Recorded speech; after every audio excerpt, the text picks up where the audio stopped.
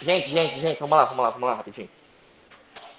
Não tem muito conteúdo, até porque eu vou resumir para vocês. Mas, mas eu peço a atenção de vocês, tudo bem? Começando pela questão de o que deu o pontapé inicial para quando a gente fala de navegações. Quando a gente fala de navegações, a gente começa a falar de Portugal e Espanha. Ok. A dupla dinâmica.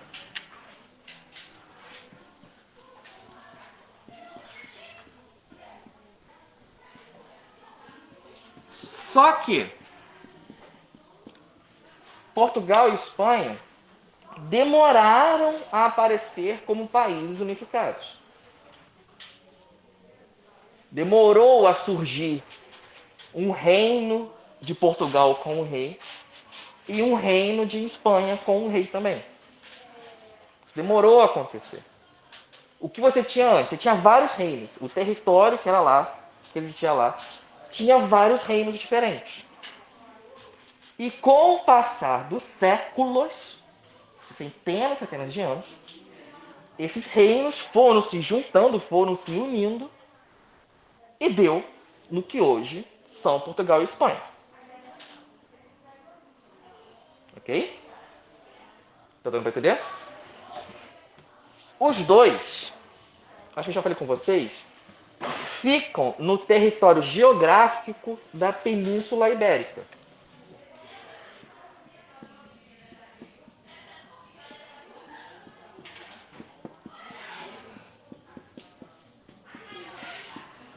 Geograficamente, a parte da Europa que fica Portugal e Espanha, os dois juntos, é chamada de Península Ibérica. Meio que na pontinha da Europa, quase sendo expulsa para o oceano. O que rola? Para o surgimento de Portugal e Espanha, foi muito importante os árabes.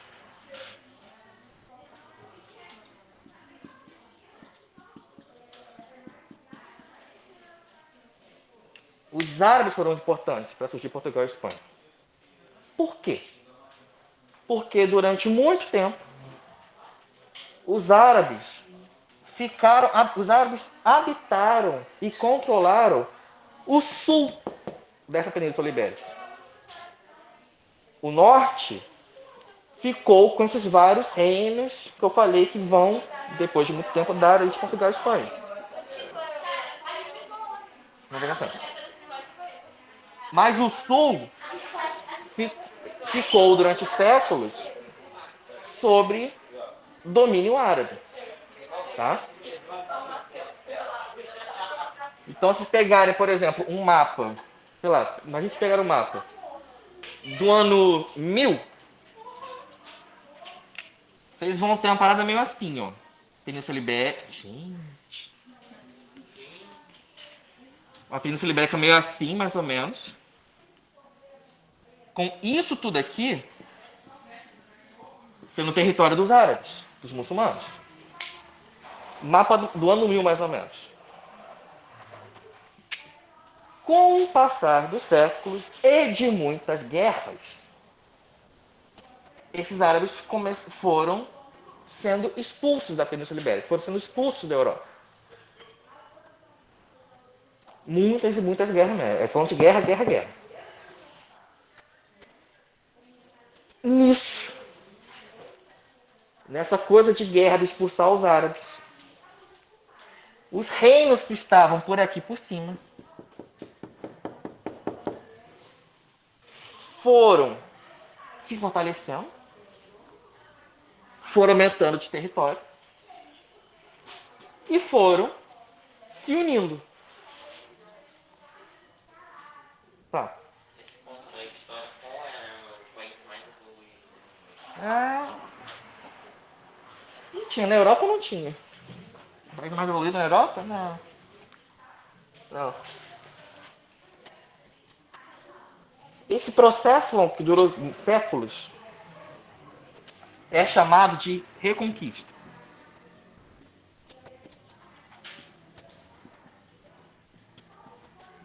O que foi a Reconquista? Foram os europeus, durante séculos, guerreando contra os árabes para expulsá-los do sul da Península Ibérica. Ok? É isso. E, nesse processo, os reinos da Península Ibérica, reinos europeus, foram se fortalecendo e acabaram fazendo surgir Portugal e Espanha. Quando termina a Reconquista, as duas surgem. Os dois surgem. Portugal, os dois surgem. O surgimento de Portugal e Espanha está diretamente ligado a essas guerras que por séculos expulsaram Portugal e Espanha.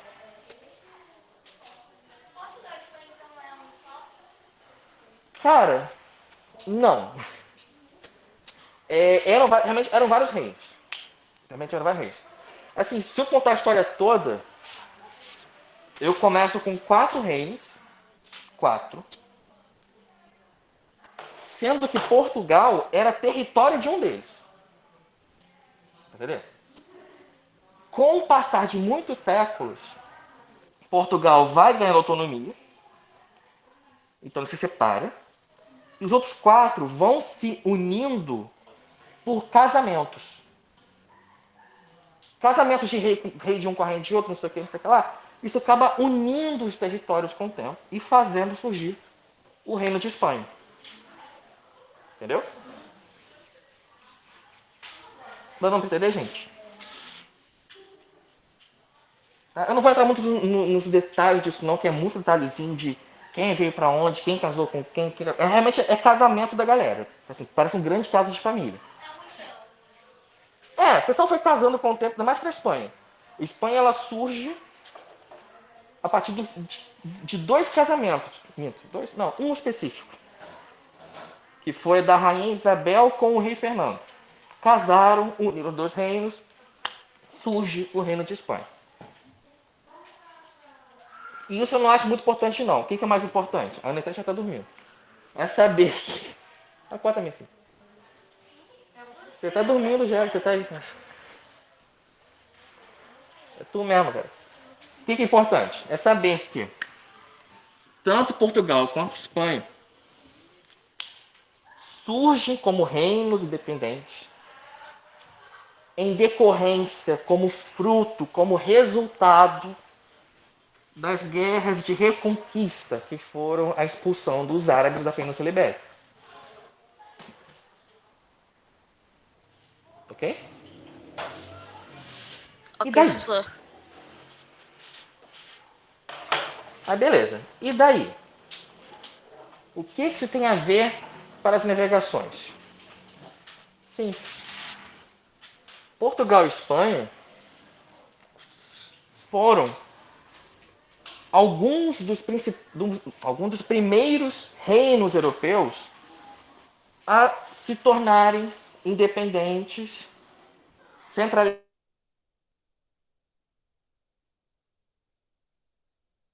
O professor travou para mim? Pra mim também. Para mim Pra também. mim também. Pra mim também. Ele não tá mais falando. Eu já volto.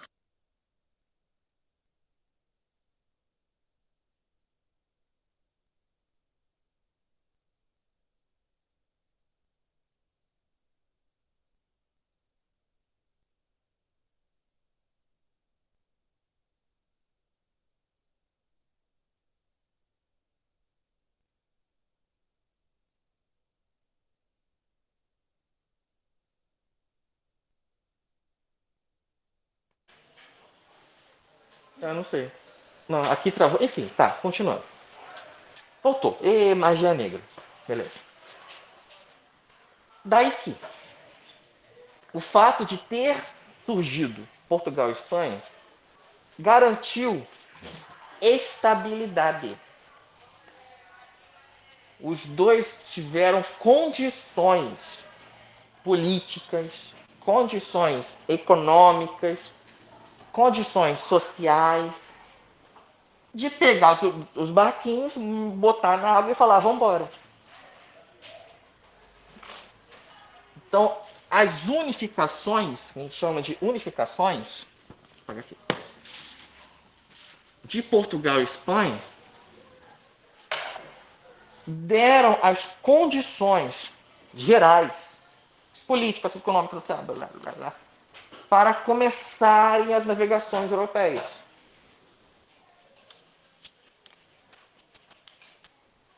Deu estabilidade política, ou seja, não parou de ter briga pelo trono, parou de ter, sei lá, nobres guerreando, parou de ter guerra interna, parou de ter. Você começa a ter um rei ou uma rainha comandando. E o pessoal, beleza, vamos embora. Você teve uma economia do reino todo mais organizadinha. Peraí, foi do nada ou como assim? Não, não foi do nada. Isso foi fruto do processo longo da Reconquista. Isso durou séculos. Mas por que o casamento de Isabel e Francisco foi importante? Fernando. O casamento que eu mencionei de Isabel e Fernando é o que é o último casamento que gerou a Espanha.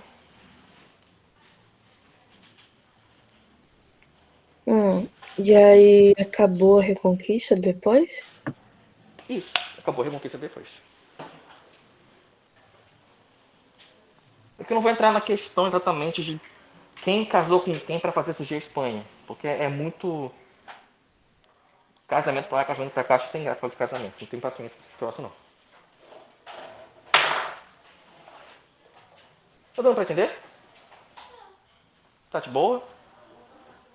Aham. Tranquilo, né? Pode seguir? Vai? Ok.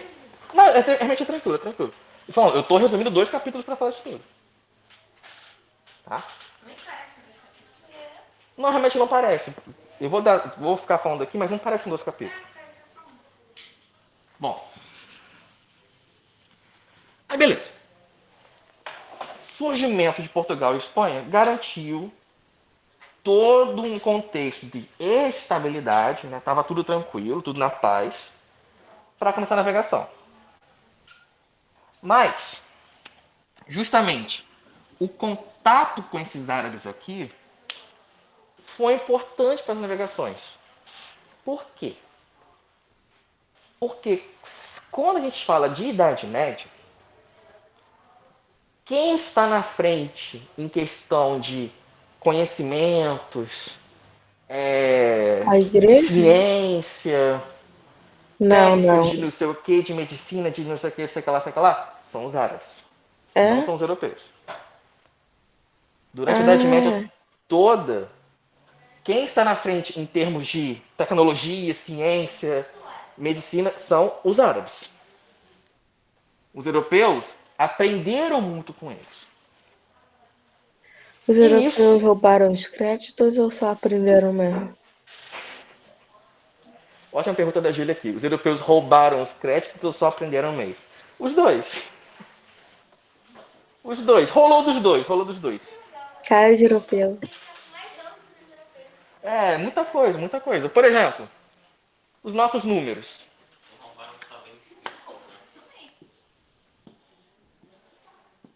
Isso aqui não são chamados algarismos indo-arábicos? Olha o nome. Surgiu de onde? Na Inglaterra? Indo-arábico? Menino, eu jurava que era da Índia. Índia com Arábia. É? Indo-arábico. Ué. Gente, Surgiu na roubaram Índia, tudo. chegou no mundo muçulmano, foi aprimorado e chegou na Europa. O nome já fala indo-arábico, não é romano, não é Acho que até a língua, francês. né? Porque a língua, quando tinha árabes e aí começou a Reconquista, deve ter mudado um pouquinho com a Mudou, portuguesa e mudou. espanhola, né? Não, mudou. Porque A Júlia tem falou um pouco que umas ele. palavras que a gente tem do árabe que tem em português. Tipo Sim. fulano, fulano, a gente Ah, fala, tá. fulano. Fulano é uma palavra árabe. Sim. A Júlia tá falando uma questão que legal. Tem palavras no espanhol e no português que vêm do árabe. Toda palavra em português que começa com alfinete, alfajor, tudo vem do árabe. Sério. Sério, não tô brincando. Alcateia. O que é isso mesmo? Alcateia, coletivo de lobo, vem do árabe. Toda palavra em português, se não me engano, toda palavra em português que começa com a L, vem do árabe. Alface. Almeida, alfinete, Alface também é árabe? alface, Meu Deus. alfaiate vem do árabe. Alfaiate tem certeza que vem do árabe. Tá? Mas além disso, pelos árabes estarem aqui no sul da Península Ibérica e nessa guerra de reconquista e tudo mais, etc, etc, os árabes acabaram ajudando portugueses e espanhóis com conhecimentos para navegações. Por quê? Alguns instrumentos, alguns itens que se tornaram muito importantes para as navegações chegaram na Europa, vindos lá do Oriente, lá da Índia, lá da China, que os árabes já utilizavam e os europeus não conheciam. Esses itens, esses instrumentos, chegaram na Europa e foram importantíssimos para a navegação. Eu estou falando especificamente do astrolábio. Vou explicar. E da bússola. Quem me chamou? Quem me chamou? Pode falar. Qual é o título? Eu estou no capítulo 10 e 11, estou falando dos dois, estou resumindo os dois. E você pode botar como título Navegações nos séculos 15 e 16. Obrigada. Tranquilo? Tá, vamos lá. Astrolábio e bússola. Tenta pensar o seguinte.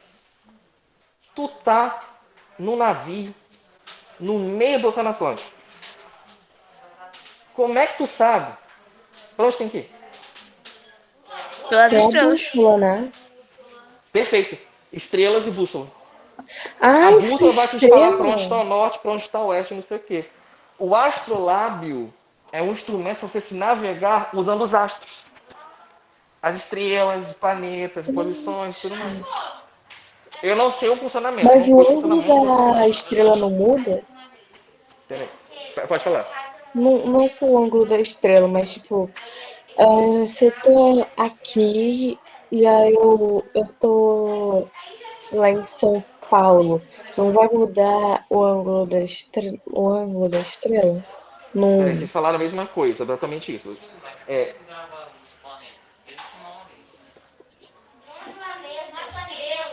também, também, assim, a gente tá falando de um. Calma aí, calma aí. A gente tá falando de uma época. A gente perdeu isso. A gente perdeu o hábito de ter o céu totalmente limpo e estrelado. A gente perdeu totalmente esse hábito. Então, pra gente, é bizarro a ideia de eu vou me guiar pelas estrelas no céu. Por quê? Porque a nossa sociedade está acostumada à iluminação elétrica. E a iluminação elétrica nas cidades, ela impede a gente de ver o céu totalmente estrelado. Sabe?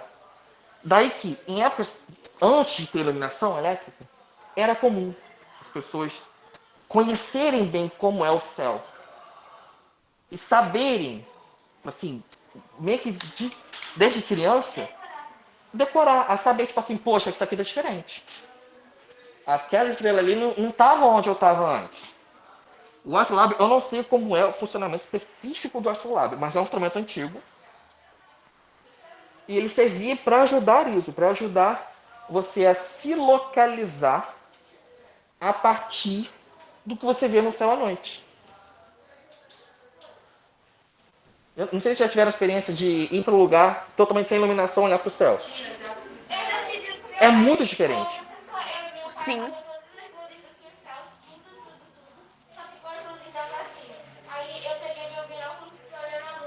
Boa, boa, é uma boa experiência. E eu já tive uma experiência.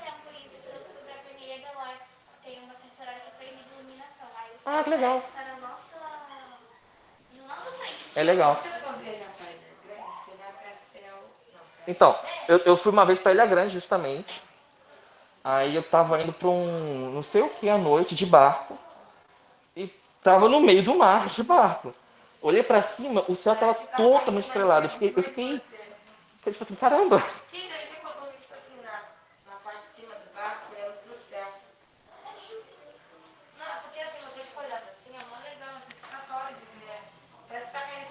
Parece acima de você. É bem legal, tá fazendo isso também.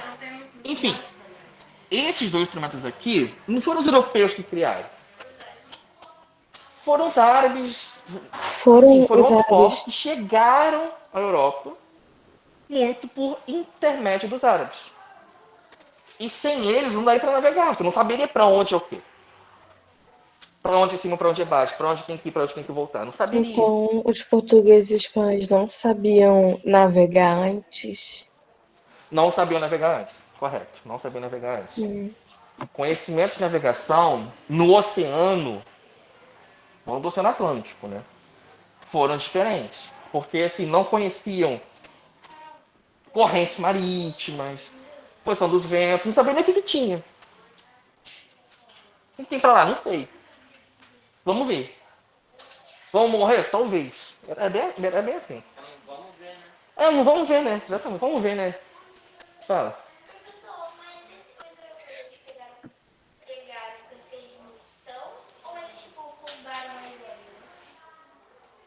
Você pode falar que roubaram a ideia. Assim, quando eu falo que pegaram, eu tô falando que receberam como influência e adotaram. Não é É pegaram tipo, que quem mandou invadiram a colonizar a casa do gente? cara, arrombaram a porta e pegaram em cima da mesa.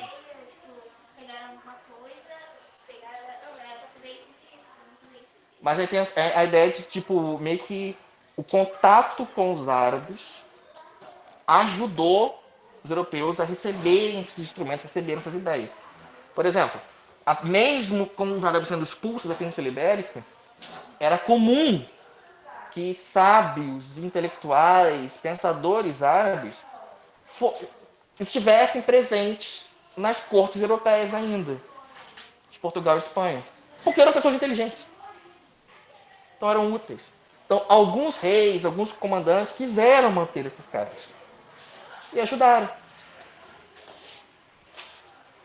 Professor, Fale, Júlia. caravelas. Caravelas foi uma invenção de Portugal ou foi uma Ai, inspiração dos árabes? boa pergunta. As caravelas. Ok.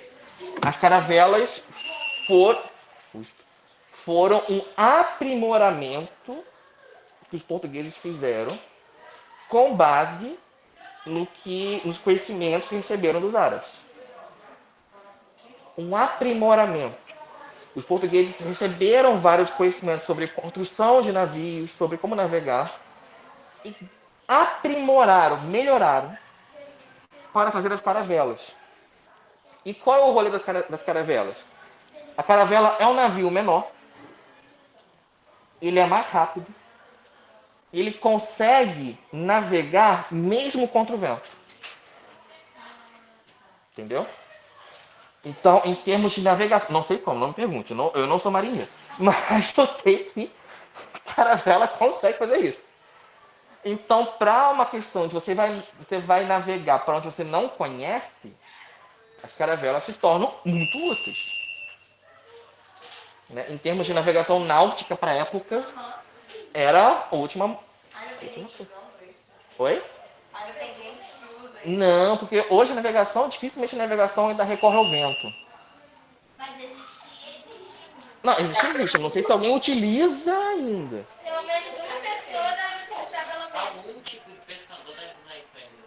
Não, aí não, porque fica muito grande. O pescador, ou é pequenas comunidades que vão usar barcos menores, ou a empresa de pesca grande, que usa combustível.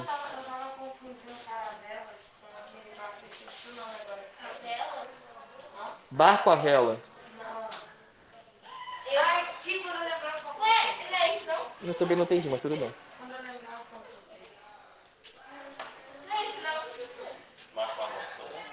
Barco. Barco à vela é, assim, nessa época, como é que o barco ia pra frente ou pra trás? Com o vento. Tem que abrir a vela, ele parando lá. E o vento, a vela que eu tô falando é aquele pano que o vento vai bater e vai para frente. A caravela consegue navegar, ir para frente, mesmo se o vento estiver oposto. Eu não sei como, tem uma coisa ali de engenharia, não me pergunte, eu não sou marinheiro, também não sou engenheiro naval, mas tem um rolê de engenharia ali que a caravela consegue. Fonte confia. Eu li sobre confiando.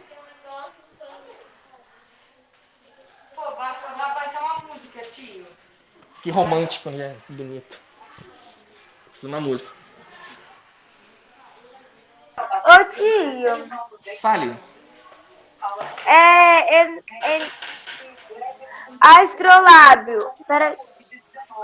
Ô tio, bagunçou. Ah, voltou. Fala. Astrolábio, bússola, caravelas. É o que mesmo? A história pra mim colocar aqui? Pera aí, Sofia. Então, astrolábio, bússola são dois instrumentos de navegação que servem para você se achar no meio do mar, que foram importantes para os europeus, mas que chegaram na Europa graças aos árabes. Tá? Eram usados em outras partes do mundo e os europeus só descobriram por causa dos árabes. A caravela é um navio, né? Em comparação aos outros, ele é menor, mas é um navio que foi muito usado na época. Acho que sim. E esse navio, que foi útil para as navegações, é um barco a vela normal. Ah, sim.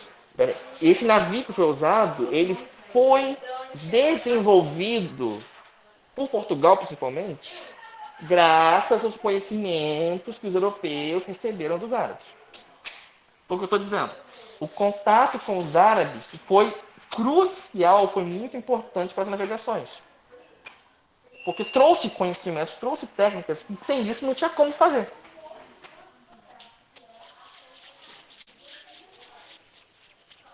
Ok? Aham. Beleza.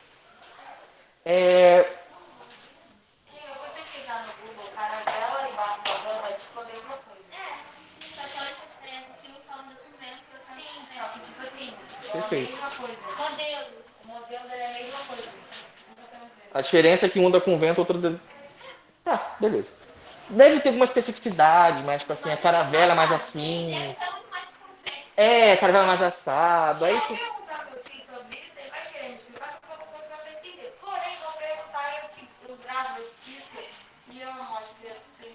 tudo bem. Mas vamos lá. Tem uma coisa que é divertida sobre Portugal, é que Portugal, durante muito tempo, houve uma lenda de que Portugal teria construído uma espécie de escola de navegação, uma espécie de faculdade de navegação. Bonito, né? Foi a chamada Escola de Sagres.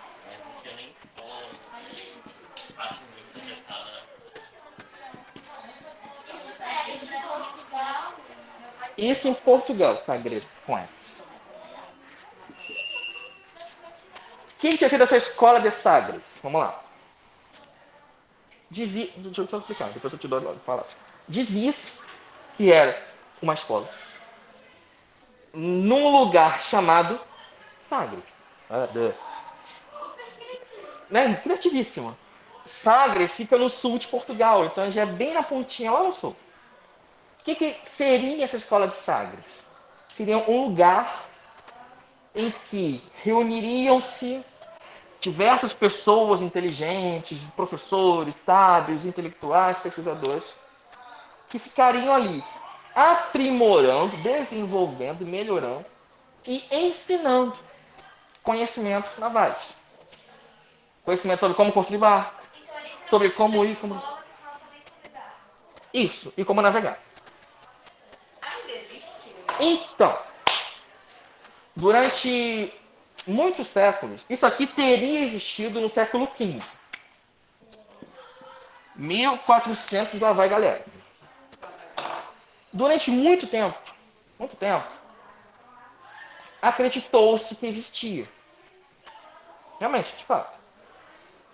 E para Portugal, essa ideia de uma escola de Sagres ficou uma coisa, tipo assim, ficou um tema muito de orgulho. Eles tinham orgulho de ter tido a escola de Sagres. Só que, nas últimas décadas, pesquisas mostraram que não existiu uma escola de Sagres. Não existiu. Nas últimas décadas, pesquisas mostraram que a escola de Sagres foi, muito provavelmente, uma lenda. Estão me entendendo?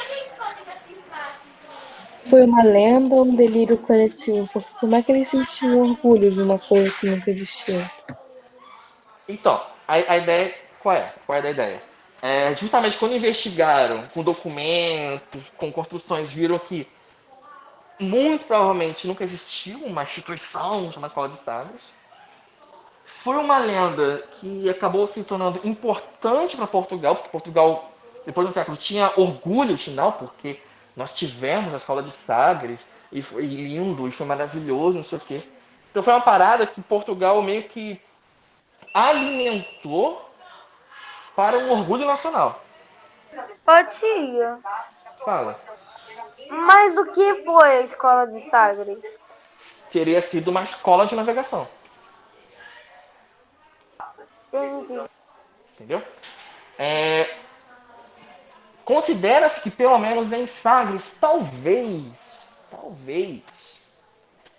tenha sido um lugar em que muitos navegadores iam, e lá acabou se tornando um lugar que, por navegadores irem e voltarem, era importante para as navegações em geral.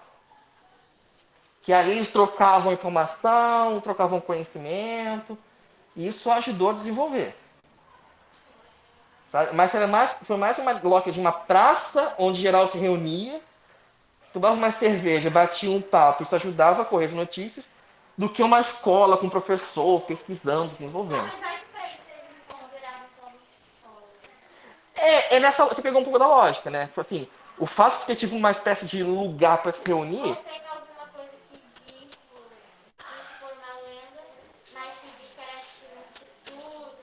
A lenda de um instituto. Como se tivesse uma escola igual aqui.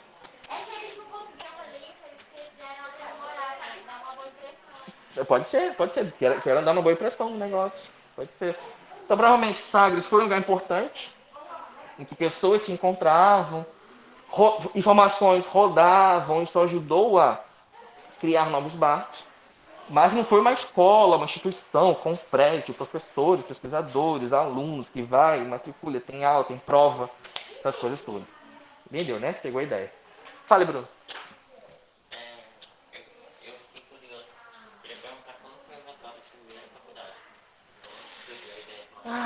Primeira faculdade, se eu contar como universidade, a primeira surge no século 8 ou 9 no Marrocos. 8 ou 9 no Marrocos. Eu não lembro agora exatamente, eu acho que é século 8, acho. Também esqueci o nome da faculdade, mas é uma universidade que existe até Caraca, hoje. século VIII? Existia faculdade já? Já, foi a primeira. Eles Aí faziam depois lá, tipo, surgiu uma. estudavam o quê? Surgiu uma. Eu não lembro a ordem. A primeira foi no Marrocos. Depois eu não lembro a ordem. A segunda e a terceira, eu não lembro realmente a ordem. Uma foi em Bagdá, outra foi no Cairo. Bagdá. Mas já existia escola no século É VIII? no Iraque. E a quarta, eu acho que foi em Florença, na Itália, no século XI. Fala. Ô Isso já tio, existia Pera aí, gente, escola? calma aí. Deixa eu só. Fala, Júlio. Ah, essa altura do campeonato já vai.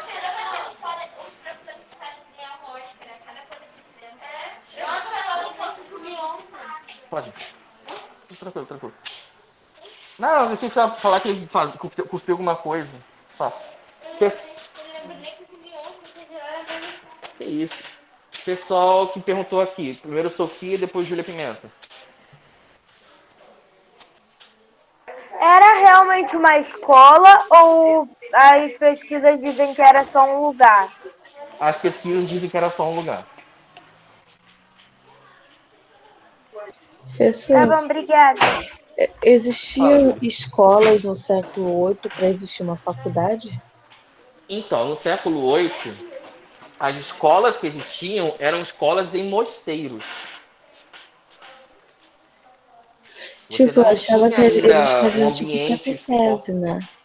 Foi? É porque eu achava que as escolas deles, eles aprendiam só a ler e escrever na catequese. E, tipo, tem aquele negócio que era só homem, né? Só que para entrar numa faculdade, tem que saber mais do que ler e escrever. Aí, como é que eles aprendiam isso? Já existia escola? Não, você não aprendia em escola, você nem ia pra escola. Você ia estudar no mosteiro e é isso. Como é que passava por uma faculdade? Só quando surgia depois. Mas era outro processo. Você tinha que estudar com professor particular, em mosteiro e tudo mais. Bruno, fui verificar aqui, é século VIII a primeira. Eu só confundi, fica na Tunísia, o norte da África. A segunda, que é no Marrocos. A terceira no Cairo, inventei Bagdá. E a quarta em Bolonha, na Itália. Então, é até um do lado do outro. Ó. Primeiro é século VIII, segundo século IX, terceiro século X, quarto século XI. Um depois do outro. 8, 9, 10, 11. Bonitinho.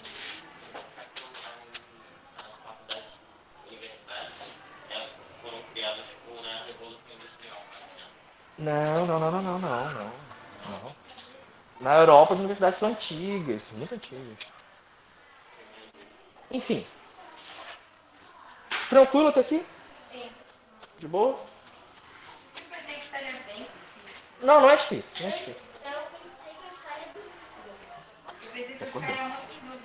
Mas realmente não é difícil. Eu quis juntar esses dois capítulos para ser mais tranquilo, não ficar muito chato e ser mais objetivo. Vai. Uhum. Tá, show. Agora, vamos lá.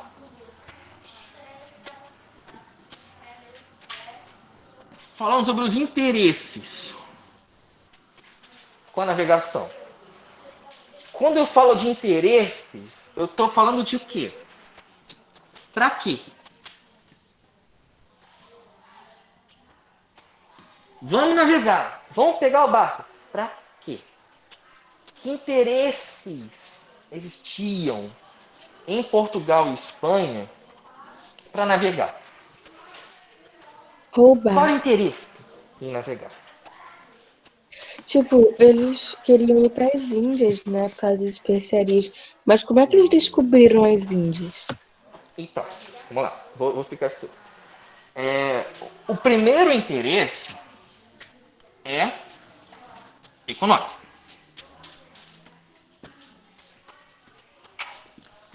O primeiro e o principal interesse foi econômico. Dinheiro.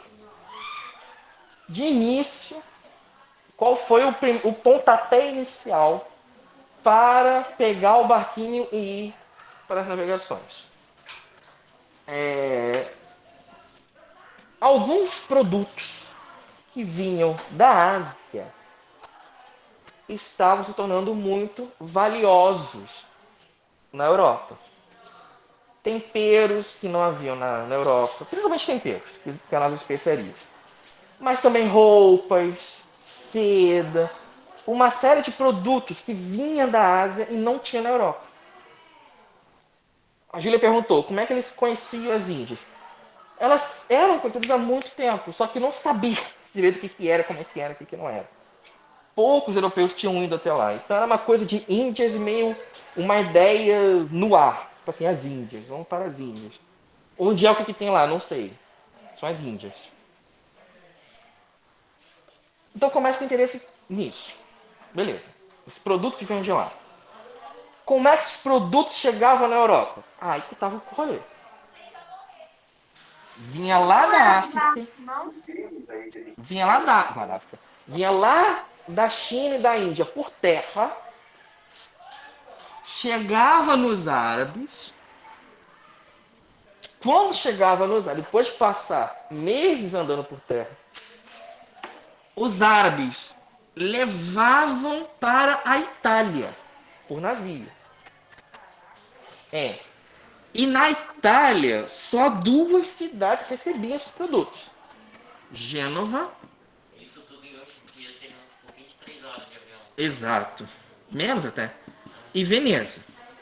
Pensa por que os árabes estavam dando coisa Não estavam vendia dando, estavam coisa para a fazendo Europa se comércio. eles Não, guerrearam, estavam ficavam cheios de aqui. guerrinha.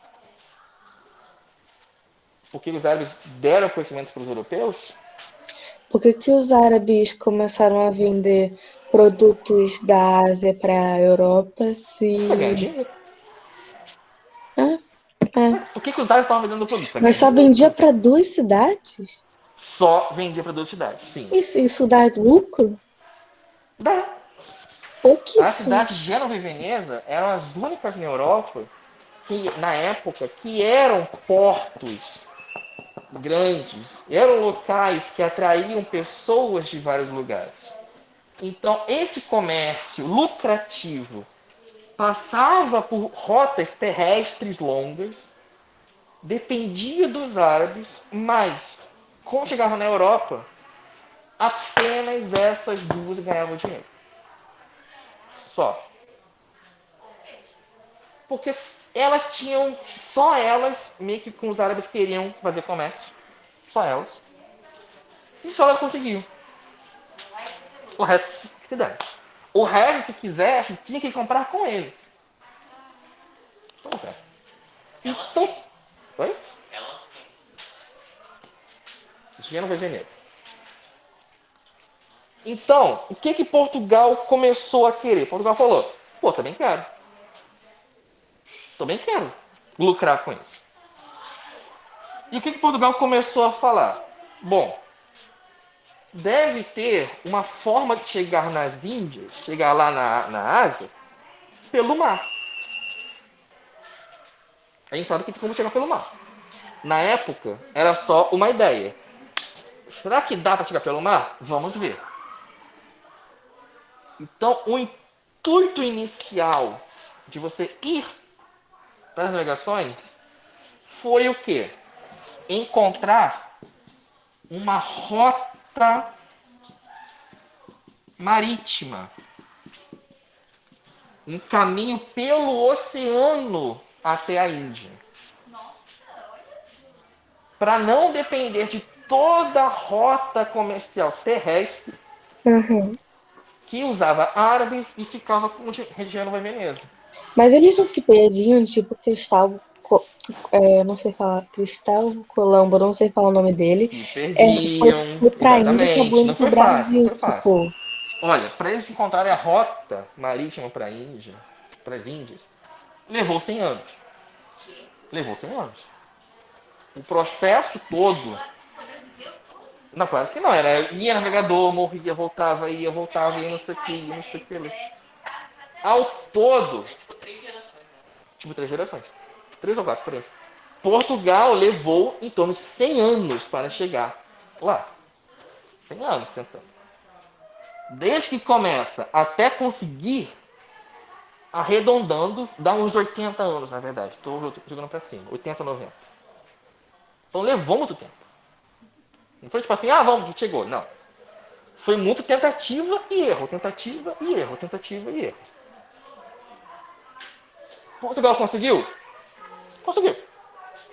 Bonito. Sério, conseguiu. Mas levou Depois de 100 anos não conseguiu levou? e Portugal começou a lucrar com isso. Oi, Júlio? Os indianos comerciaram com eles, porque ele não tinha dito Indianos na última comerciaram aula com que eles eles. levaram pela bunda. Vão levar também pé na bunda depois. Eu vou voltar nessa história. Mas os indianos comercializaram com eles. Com isso, a gente começa a falar de um grupo que começa a se tornar importante na Europa. Com esse interesse econômico das navegações, que depois acaba indo para outras coisas, né? Tipo assim, outros lugares, outros como ganhar dinheiro. a gente começa a falar na burguesia. Esse grupo é importante. Grupo é importante. O que é burguesia? São comerciantes, banqueiros, pessoas que trabalham com comércio e dinheiro de alguma forma. Você tá querendo demais. Pessoas que trabalham com comércio e dinheiro, mercadores, comerciantes, banqueiros, se envolveram com essas navegações, se envolveram com essa compra de especiarias e com outras coisas, e foram se tornando um grupo cada vez mais relevante nos países da Europa. Ao ponto de falarmos da burguesia. Fala. Burguesia é parte do econômico? Você está muito baixo, está muito longe do microfone, eu não estou ouvindo. Burguesia é parte do econômico? Sim. Burguesia é um grupo de origem econômica. O que define a burguesia? São as profissões que eles têm. Então, eles vão ter interesses ligados à parte ao dinheiro que eles podem ganhar ou não. Tá? Esse grupo vai ser importante em todos os países da Europa e de outros países durante séculos e séculos e séculos. Tá? Sempre que vocês falarem de burguesia, estão falando de banqueiros, de mercadores, comerciantes, donos de empresas, que funcionam como um grupo. Com as navegações, a burguesia portuguesa e a burguesia espanhola vão estar à frente, vão ser os principais impulsionadores, vão dar impulso aos interesses econômicos. Por exemplo, de início, começou o rolê com as Índias e especiarias, beleza. Mas depois de um tempo começou a ter colônias. Não começou? Teve colônia. Portugal começou a ter colônia no Brasil, Espanha nas Américas. E aí? Continua tendo interesses econômicos? Sim, continuou tendo interesses econômicos. E agora de quê? E agora era de explorar e lucrar com essas colônias. De alguma forma.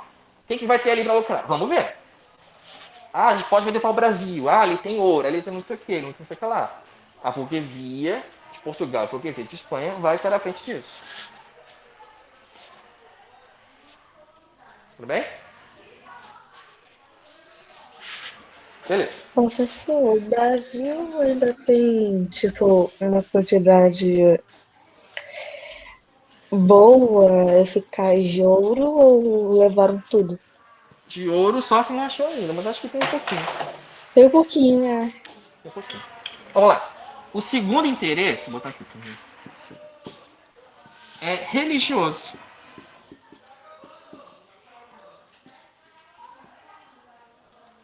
Eu estou falando especificamente da Igreja Católica. Já existia? Minha filha, a gente estudou isso, lembra não?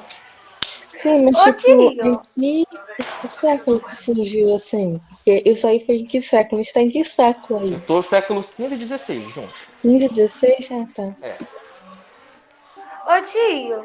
fala. Também tem rota marítima, né? Sim, Ali. sim, Obrigada. porque eu apaguei para botar ali. Quando, no século XVI especificamente, quando no século XVI, vamos ter a Reforma, vamos ter a Reforma Católica, Concílio de Trento, que a gente já estudou, todo esse rolê. Qual vai ser o interesse da Igreja Católica do Vaticano com as navegações? Converter mais gente. Aumentar o número de fiéis. Só por causa de um Porto Dourado ou algo do tipo? Porto Dourado. No caso, por causa de um cais dourado. Por que eles fariam um cais dourado? Ricardo Dourado. Sim. Esquece, esquece. Como é que é o... Pedro, volta aqui. Como assim? Você falou?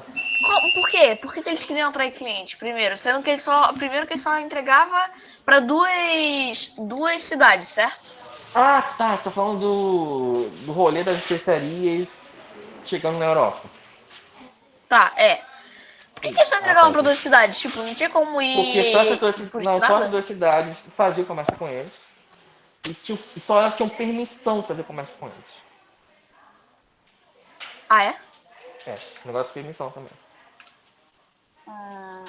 Tipo, aí a outra. Essas cidades aí, de Nova Venezuela, Veneza, no caso, Venezuela, elas não podiam, tipo, exportar essas mercadorias? Tipo, Ah, era legal? exportava, e só elas ganhavam dinheiro, né? Elas recebiam, elas exportavam e elas lucravam.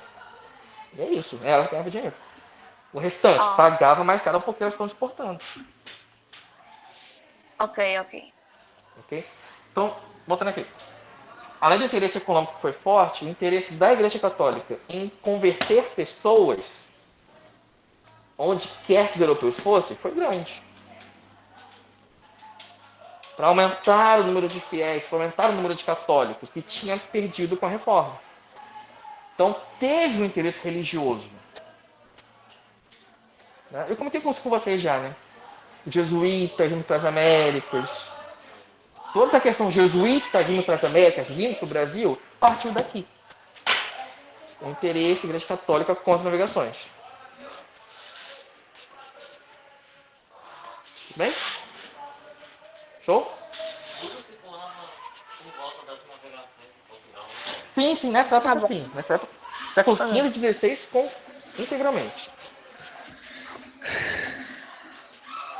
Nossa, Ok? séculos XV e XVI aconteceram muita coisa, né? Bastante coisa. Tô Tipo, terminando não já, foi gente. Tô nessa época terminando. que ocorreu a peste negra? Ou foi antes, ou foi depois? Século XV também. Foi. Gente, mas tipo, Não, aconteceu 14. muita coisa por um 14. século só, né? Século XIV, desculpa. Século XIV. Tudo século XIV. Confundi. Ainda rolava o século XV, mas foi mais século XIV. Gente, posso seguir? Tô terminando, juro. Ok. Já. 2 capítulos nesse TP.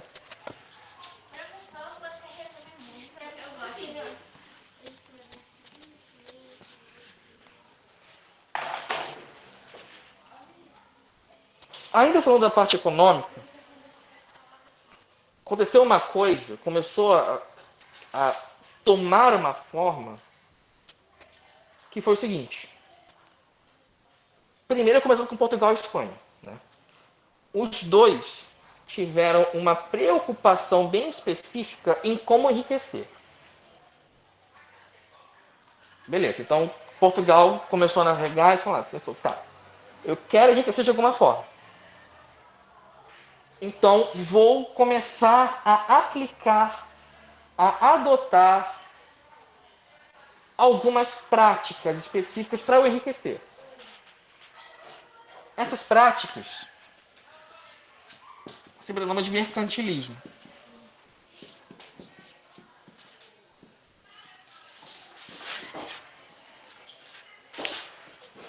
Isso aqui é importante. O que foi mercantilismo? Mercantilismo está falando de economia. Estou falando de formas de ganhar dinheiro. Só que estou falando além. Eu estou falando de formas de ganhar dinheiro que cada país, cada reino europeu conduzia. Então, quando eu falo de mercantilismo, eu estou falando tipo assim, Portugal no século tal, quais estratégias para ganhar dinheiro Portugal estava seguindo? Espanha do século tal, quais estratégias para ganhar Ô, Bruce, dinheiro a desfocou aqui Espanha pra estava mim. seguindo? Desfocou, mas fica tranquilo, mercantilismo. Show?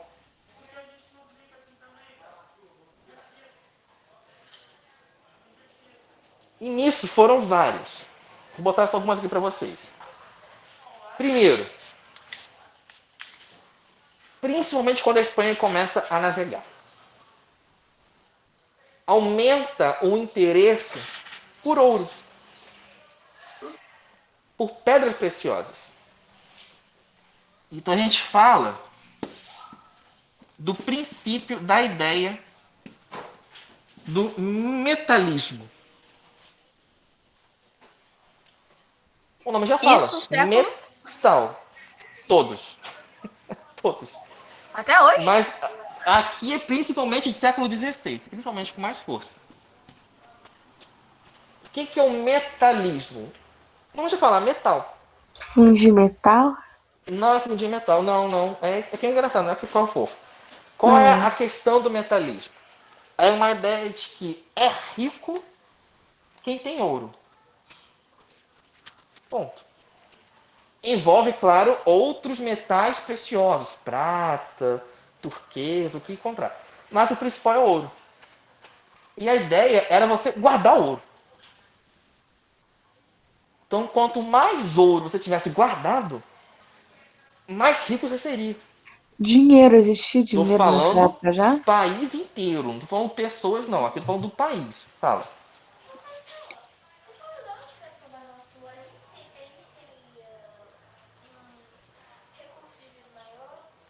Repete mais alto, por favor. Eu perguntando se Portugal não tivesse comprado o nosso ouro, nosso país seria melhor para a vida. Difícil dizer, mas a gente teria alguns recursos a mais, pelo menos, né? Talvez. Talvez. O pessoal dos Estados Unidos já falou de dar mais, porque todo mundo vai vacinar já. Eu sei, isso é triste. Lembra disso não. Então você não dá nem mais, olha. Então vamos lá. Essa coisa do mentalismo foi muito forte no início das navegações, século XVI. E no início das colonizações. Quem foi muito feliz com isso? Espanha. Por quê? Porque a Espanha, quando chega nas Américas e começa a colonizar, ela de cara encontra ouro. Assim, botou o pé, achou ouro. Foi quase isso. Portugal tentou, mas Portugal demorou a achar ouro no Brasil. Demorou. Espanha foi mais de cara, foi mais imediato. Então, Mas o enquanto dinheiro já Portugal existia? estava... Oi? Dinheiro, porque, tipo, dinheiro, não existia aquelas trocas. Existia. Então, por que que ouro era importante? Se dinheiro podia valer Por mais? que ouro é importante, Júlio? Porque ouro é um metal precioso, então ele é valorizado há muito Sim, mas tempo. tipo, o que que valia pra época? O que que eles faziam com isso tudo? Faziam A moeda, ideia do alguma coisa reter assim? ouro como algo envolvendo riqueza, como uma ideia para riqueza. Uhum. Tá Deu bom. para entender? Então, primeira coisa, metalismo. Uma valorização por ter ouro. E nisso, a Espanha saiu na frente. Quando eu falar com vocês sobre um monte de coisa e matando o indígena para poder explorar. O segundo ponto é uma ideia bem simples. A ideia da balança comercial favorável.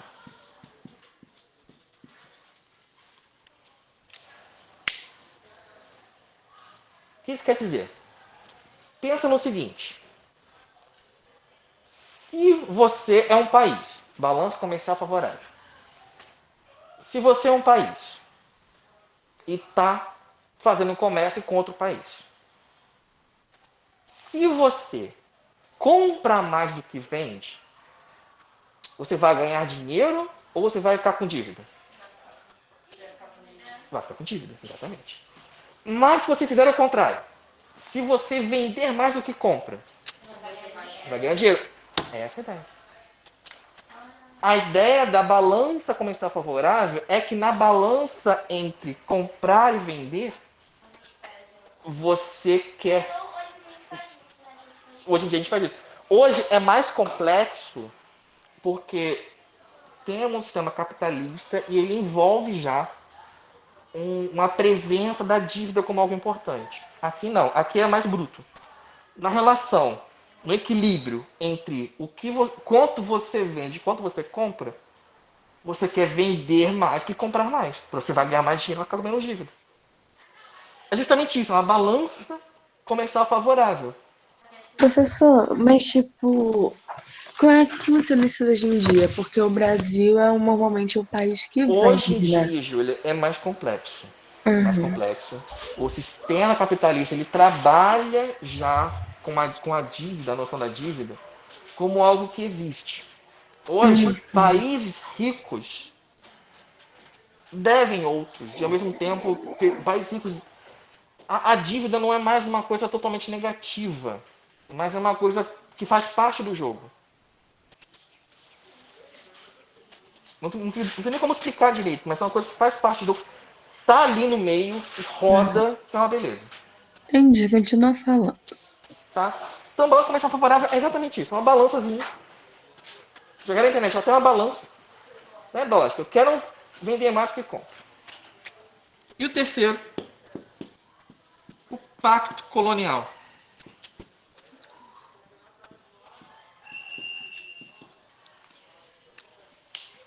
Também bem simples. Simples, simples, simples. Portugal começou a ter uma colônia no Brasil. Beleza. Show. Portugal vai querer que essa colônia faça comércio com todo mundo ou só com ele para só ele ganhar dinheiro? Só Só com com ele, ele. né? Só com ele. O pacto colonial é isso. A colônia só pode fazer comércio com a sua metrópole. Metrópole. Metrópole. Porto Brasil só pode fazer comércio com Portugal, que é a sua metrópole. Colônias espanholas vão fazer comércio com quem? Com a Espanha. Só. Colônias francesas, com a França. Colônias inglesas, com a Inglaterra. Só, unicamente. A ideia do pacto colonial. A colônia só faz comércio com a sua metrópole. Se a metrópole da colônia é a Holanda, só vai fazer comércio com a Holanda. Se é com a França, só vai fazer comércio com a França. Por quê? Porque assim a metrópole ganha dinheiro. E controla a economia daquela colônia.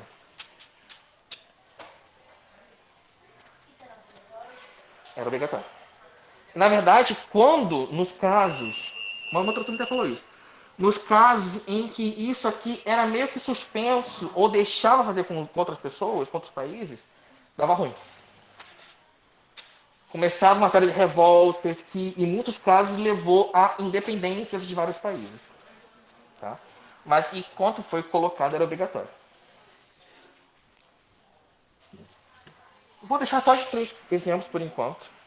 Mas, voltando, isso tudo aqui eram práticas, eram ideias que os países em geral queriam aplicar para ganhar dinheiro.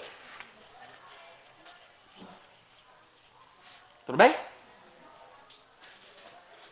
Alguma pergunta? Tá de boa? Tudo bem. Pacto colonial, você pode explicar de novo? O pacto colonial é a obrigatoriedade de que a colônia faça comércio unicamente com a sua metrópole. Se todos esses países queriam ter isso, por que o pacto Era colonial era obrigatório. A obrigatório? metrópole exigia isso. E os países que tinham colônias aplicavam isso. Uhum. Raras ocasiões, raras, alguma parte, alguma colônia tinha permissão para não seguir isso. Mas não era, Professor, era exceção. Oi? já teve alguma metrópole que virou colônia ou já tentou virar colônia? Não, não. Não, mas tipo, já teve alguma metrópole que conquistou uma colônia, conquistou outro Que conquistou uma colônia, país? sim, sim. Colônias que, por exemplo, tiveram mais de uma metrópole, sim. Teve casos, por exemplo, o- algumas ilhas do Caribe, o Canadá, começaram sendo colonizados por um país e acabaram passando para outro. Existiu. Eu achava que Canadá já era tipo tudo Inglaterra, mas O Canadá Canadá era. começou sendo colonizado pela França, mais parte pela Inglaterra. No Uhum. final se tornou toda Inglaterra. Uhum. Entendeu? Bom, posso pagar? Posso ir para o último ponto? À Pode. vontade. Para encerrar por hoje, que é o mais simples, é o mais fácil. Pera, pessoal, o pacto colonial seria o quê? O pacto colonial é uma regra, de novo, em que a colônia só pode fazer comércio com a sua metrópole. Ou seja, Ah, tá. Brasil só com Portugal. Ponto. Entendi. Entendeu? Porque daí eles podem. Como é que fala? Extorquir o Brasil, né? Exatamente. Bom, o último ponto, que é o mais simples, é quando começou a dar briga. Portugal foi a primeira a começar a navegar. Bonito. E aí depois veio a Espanha. Espanha começou também, começou a dar um monte de briga. Por quê? Porque um queria ser mais rico que o outro, mais poderoso que o outro. Se um encontrasse alguma ilha que tivesse não sei o quê, as duas começaram a brigar por causa disso. Então nessa, alguns acordos foram importantes. Primeiro acordo, precisou que o Papa ficasse no meio. Porque começou a brigar tanto que o Papa da época falou, não, peraí, vamos botar uma ordem aqui. O Papa, em 1493, o Papa chamado Alexandre VI,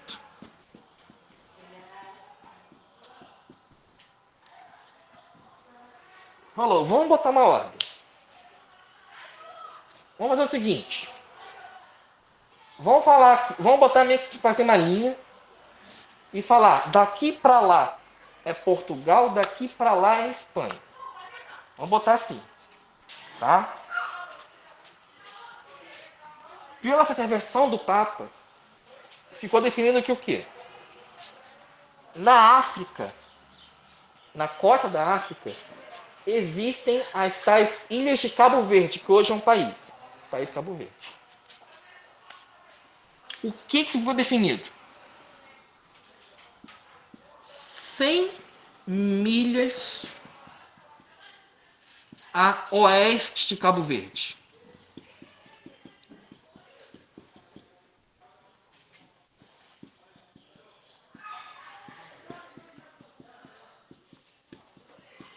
A 100 milhas a oeste dessas ilhas, teria uma linha imaginária. Tudo que estivesse à esquerda dessa linha, tudo que fosse descoberto, era da Espanha. Tudo que estivesse à direita, era Portugal. Se a gente pegar o mapa, a gente vai saber o quê? Que tudo para cá, as Américas ficaram para a Espanha, e tudo para cá, ficaram para Portugal. Ideológico? O Papa desenhou uma linha imaginária que corria a 100 milhas a oeste de Cabo Verde. E falou, metade é Espanha, metade é Portugal. Acabou a briga. Né? E o Papa Só fez que isso. Espanha guerreou e aí ficou Portugal pequeno? Calma. E o Papa, só para botar o nome dos bois, fez isso com um documento chamado Inter Caetera. É o nome do documento que o Papa fez isso. Então, peraí, 100 milhas a oeste do Cabo Verde era Portugal ou Espanha? A linha imaginária ficava 100 milhas a oeste. Dessa linha imaginária, tudo que estivesse a oeste, continuando para as Américas, seria território de Portugal. Tudo que fosse descoberto para leste, indo para a Ásia, seria território Da Espanha. É da Espanha para cá, Portugal para lá. Tudo que Ué, foi então por que descoberto, essa que... linha aí Ah, foi tá. onde? Foi... Peraí. O quê? tudo que foi descoberto, essa linha aí foi onde? Foi no mundo ou foi Peraí, calma, Júlia. na Calma. Europa? Tudo se lançou ao mesmo tempo. Primeiro você, depois a Júlia aqui. Foi na Europa que foi essa linha? Onde é que você. Peraí, dá uma ideia que eu tô Calma, confusa. Se eu não cara, me engano, calma. foi Tô na, falando na a Júlia também aqui, meu Descoberto? Deus. Mas eles tinham ali uma imaginária, aí tinha uma coisa grande entre os dois. Daria briga. Não foi o caso, mas daria briga. Essa linha, por estar a 100 milhas a oeste de Cabo Verde, gente, Cabo Verde é um arquipélago que fica a oeste da África. Então essa linha, ela está no meio do Oceano Atlântico. Essa não é aquela linha lá que o Espanha e Portugal separaram para desvendar as coisas lá Essa é da a próxima. América? Vou falar dessa próxima agora. Professor, Bom, fala. se tudo que tava pra Ásia era da Espanha e tudo que tava pra Não, é o América contrário. era o contrário? Ah, Contrário. tá. Tudo Portugal tá era pra pra Ásia, Ásia. Portugal, tudo pra América é Espanha. Pera, ok? Então Portugal era pra Ásia e Espanha era pra América? Portugal era pra Ásia, Espanha pra América, exatamente. Então por que ele foi aparecer lá no Brasil em 1500? Então, Portugal não curtiu. Portugal reclamou. E falou, não, essa 100 milhas é muito pouco. Não quero, não curti, não tô afim, não tô satisfeito. Aí veio o tal do Tordesilhas. O Tratado de Tordesilhas no ano seguinte. O que ele fez? Ele aumentou a distância. Se aqui era 100, passou a ser 370. Aumentou, falou, vamos pegar a linha e botar mais para a esquerda. Com isso, Portugal acabou tendo direito ao Brasil, mesmo que não tenha tido ele ainda antes. Na comparação, essa linha aqui de 100 milhas a oeste estava no meio do Oceano Atlântico. Quando moveram a linha para 370 milhas, a linha passou a vir para cá e pegou o Brasil. Entendeu? Entendeu? Simples. Então, A linha original, Portugal não curtiu. Falou, aumenta essa linha. Põe matar lá. Pegou o Brasil. então Portugal já tinha o Brasil antes? Nossa, Portugal Não é tinha um Brasil. Então, isso aqui é um rolê, dá uma treta, que muitos falam que Portugal já sabia que tinha um Brasil para cá. Existe um debate forte sobre isso. Tá. Existe um debate forte sobre isso, porque Portugal reclamou, pediu para aumentar a linha, nunca aumentou, coincidentemente pegou o Brasil, passou a ter o Brasil como território de Portugal, e só 6 anos depois Cabral chega aqui. Então muitos dizem que Portugal já sabia. Oi? Viu esse tratado, sim. Porque o Tratado de Tordesilhas já definia. Quando chegaram ao Brasil, já estava no limite do tratado. Falou, tranquilo, o Brasil fica quietinho ali. Portugal fica quietinho, Espanha com o resto. Nossa, Portugal é mó cabra safado. Professor, como é que é o nome? Cristóvão Colombo? Eu não sei falar o nome dele. Cristóvão Colombo. Cristóvão Colombo. Ele já tinha chegado no Brasil. O Brasil não. Ele chegou nas Bahamas. Quem foi que chegou no Brasil e confundiu as Índias? Eu não lembro. Eu quero dar o último ponto, gente. Eu quero dar o último negócio. Mas quem foi mesmo? Oi? Quem foi que chegou no Brasil confundindo com as Índias? Cabral. Cabral. Foi Cabral. Isso. Gente, último negócio. Realmente, último. Ainda falando de briga de Portugal e Espanha. Isso aqui resolveu a situação para as Américas. Definiu os limites a oeste. Mas eles ainda brigaram para a Ásia. Porque Tordesilhas, adora, Tordesilhas definiu os limites para oeste, mas não para leste. E qual foi a situação? Começaram a brigar pela Ásia. Quando Portugal encontrou umas ilhas que hoje fazem parte da Indonésia, a Espanha falou: não, eu quero essas ilhas. Porque não tinham definido até que ponto no leste era de cada um. Tio. Oi. Então era assim, tipo, se eles quisessem pegar uma terra, eles só pegavam e era deles. Isso. E não tem isso, não tem nenhum governante, não, no lugar? Do governante do lugar que se dane, que se exploda. Governante do lugar, eles matam. Meu, que horror, gente. A terceira tensão acabou gerando uma pequena guerra entre Portugal e Espanha por causa de umas ilhas na Indonésia. E levou... rapidinho aqui. Ao Tratado de Saragoça. 1529. Resumindo, quando encontraram ilhas na Ásia que fazem parte da atual Indonésia, Portugal e Espanha brigaram por elas porque não estava definido os limites de cada um a leste do planeta, só a oeste. Tiveram uma pequena guerra e o Tratado de Saragoça foi o tratado de paz que resolveu essa guerra, resolveu esse conflito. Professor, quando você fala guerra, você quer dizer guerra tipo batalha ou você quer dizer uma guerra jurídica, democrática? Não, guerra de batalha, guerra de pessoal se matando. Menina, por uma ilhazinha. Por uma ilhazinha. Tá? São as chamadas Ilhas Molucos. Professor, mas se pertence à Ásia e a Ásia já era uma coisa grande, eu esqueci o nome que dá, uma coisa grande, eu esqueci. Continente. Uma colônia grande, um império grande, por que que eles não pegaram de volta a ilhazinha da Depois pegaram de Indonésia? volta. Mas brigaram por nós. Gente, peraí. Alguma última pergunta para liberar vocês? Não, mesmo. Pessoal de casa, tem uma pergunta? Pera, professor. Fala, rápido.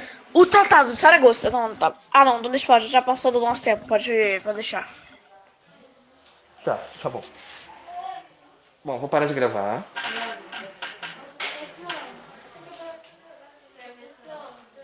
Vale.